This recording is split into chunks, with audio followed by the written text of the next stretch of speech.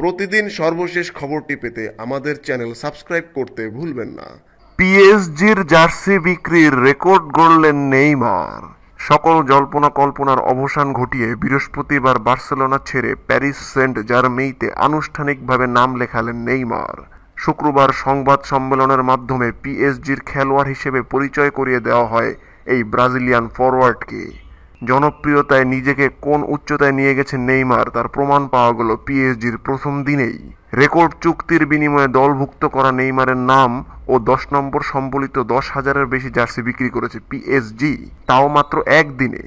প্রতিটি jersey 100 euro হিসেবে প্রথম দিনেই পিএসজি 10 লাখ ইউরো আয় করে ফেলেছে, যা জার্সি বিক্রয়ের হিসাবে রেকর্ড।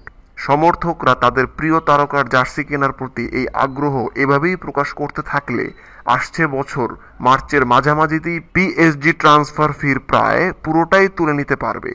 25 বছর বয়সী নেইমার বার্সেলোনা থেকে ট্রান্সফার উইন্ডোতে 222 মিলিয়ন ইউরোর রেকর্ড চুক্তিতে 5 বছরের জন্য পিএসজিতে যোগ দিয়েছেন। প্রতিদিন সর্বশেষ খবরটি পেতে আমাদের চ্যানেল সাবস্ক্রাইব করতে ভুলবেন না। ধন্যবাদ।